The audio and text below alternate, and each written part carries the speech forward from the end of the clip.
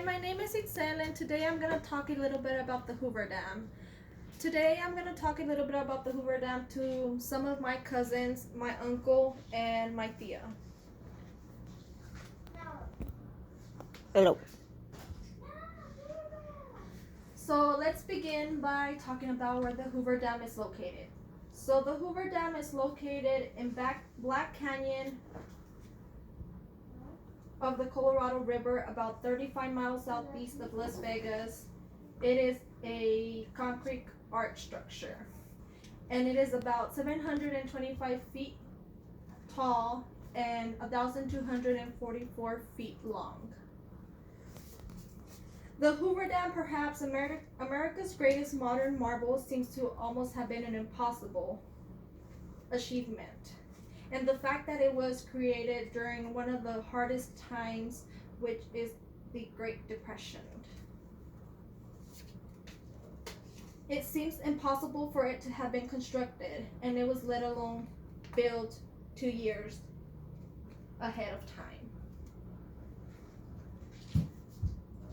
Here's how 6 companies came together in one bid to construct the impossible, literally, for the better part of 2 decades. In the early 19s, Boulder Canyon and surrounding waterways were out of control with flooding, and the federal government was trying to find a way to control this. The problem, as well as provide irrigation and hydroelectrical power all in one with the project. An initial attempt to control this problem was initially started in the late 1897 when a man named William Beatty built the Alamo Canal close Mexican border. The canal ran into Mexico before opening up in the Imperial Valley. Water from the Imperial Canal allowed for settlement of the valley, but the canal was very expensive to operate. A breach that caused the river to flow into the sea proved to be too costly to be maintained, and this cost could not be ignored. As the Southern Pacific Railroad spent $3 million in waterway with hopes that the money would be refunded by the government after the river was controlled, constant arguments with the Mexican side of the border eventually led to the abandonment of the waterway. There were many hurdles to go through to initiate such a project, since the water that would be controlled flowed through several states in Mexico. Again, and as well, in 1922, representatives of 7 states, California, Nevada, Arizona, Utah, Wyoming, New Mexico, Colorado, met with the Secretary of Commerce, Herbert Hoover, to attempt to find common ground and resolution to construct a dam. The Colorado River Compact was signed in 1922 to avoid any litigation. With the legal hassle now out of the way, they were able to focus on coming up with designing and preparing to attempt to build the dam, which had never been attempted, let alone attempted at the time. While it seemed initially a project of this scale with this many hurdles would not be able to gain any traction, each party involved was able to come to a resolution and agreement. On December 21, 1928, President Coolidge signed the bill authorizing the dam. In 1931, the agreement was ready to accept bids while providing material needed to build a dam. The rest was solely on the company.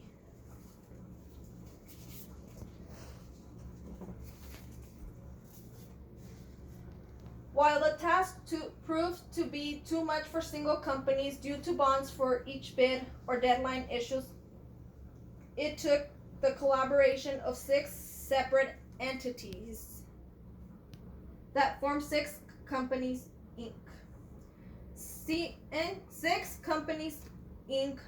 was one of the closest to the estimated cost, which awarded them the bid to build the arc gravity design bridge, to build the bridge.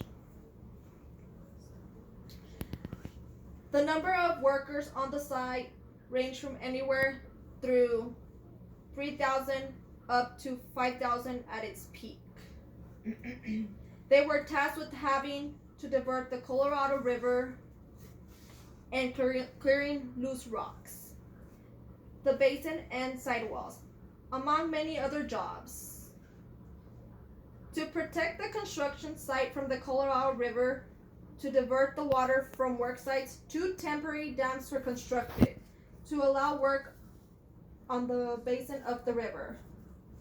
The removal of the rocks was probably the most dangerous job. High scalar as they were, called when used jackhammers and dynamite. While suspended on the side of the canyon to remove loose or unstable rocks, as a result, the most common cause of death at the construction site was due to falling objects. As a result of falling objects, workers would dip hats in a tar and let them harden, making their own hard hats. Finally, now a plan designed the preparation for the construction, much to be done. While it does not get the credit that the dam itself gets for the engineering and accomplishment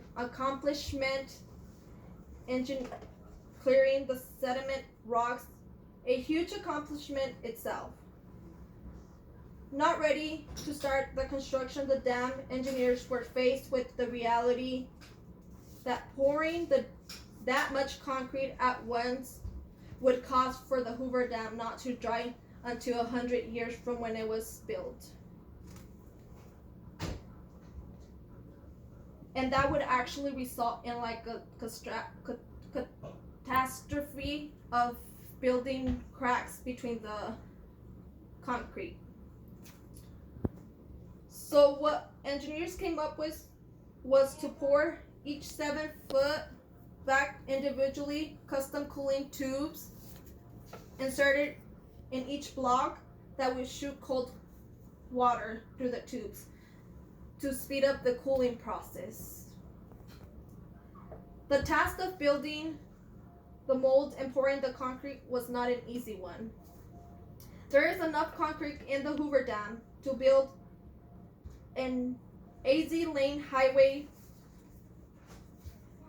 from San Francisco to New York.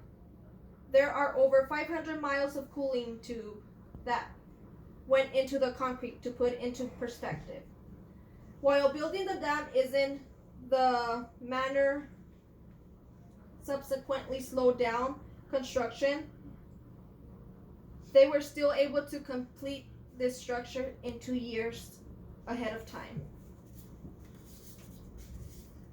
While President Herbert Hoover was in office to commission the dam, he was not once it was completed. That led to Franklin Roosevelt, among others, default the name to what it was originally to be named, the Boulders Dam, until it was dedicated to the President Hoover years later. It was dedicated to him because he was part of the work and he was a major factor in the signing of the 7 states for it to begin the process. During the 5 years it took to complete the dam, there was over 100 deaths reported that were attributed to construction of the dam, from falling debris striking people down below to drowning too. Even suspected carbon monoxide poisoning while operating machinery in tunnels. It shows just how dangerous it was to build the Hoover Dam. The work condition in Nevada desert in the summer certainly did not give workers a break either.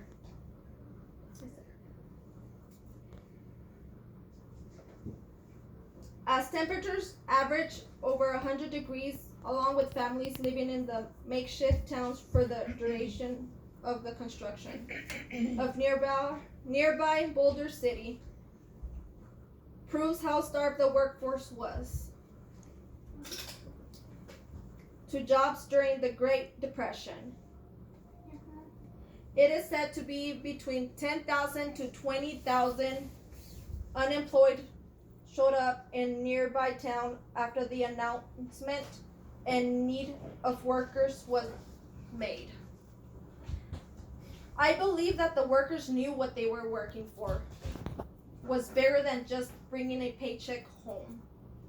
That what they were doing was a blueprint for how the modern world would be built and operate regularly. It just shows that under a generation as a construction and engineering took on bigger, and the designers would build and create incredible structures that have awarded. The Hoover Dam, beyond stopping floods and providing power, the Hoover Dam will undoubtedly go down as one of America's finest innovation and achievement. The Hoover Dam not only holds Lake Mead, which is the largest in the United States, also produces hydroelectric power irrigation water too. Surrounding states, the dam seems to have been able to hold 3 huge problems at once, which is not an understatement. Given Metro California is the biggest recipient of the dam, followed by the state of Nevada, and Arizona follows. While the dam is used for agriculture purpose as well, due to recent droughts that would hinder the dam's ability to produce power, there has been limits as to what can leave the dam without being replaced. As the droughts continue and get worse, Lake Mead continually sees records low in recorded water depth, and it takes a huge toll on the agriculture aspect of the dam. Today, the Hoover Dam attracts over 7 million tourists and visitors, while providing a highway between Las Vegas and Arizona. The Hoover Dam also had its own federal police up until 2017, and now it is overseen by the National Park Service Rangers. Upon the time of completion, was the single biggest concrete structure ever made, topping the Great Pyramid of Giza. The undertaking of engineering structure that had never been done to that size during the roughest financial times periods in American history is simply incredible.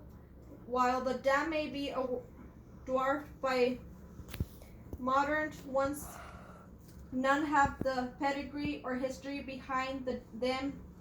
The Hoover Dam is the testament to America's perseverance and determination.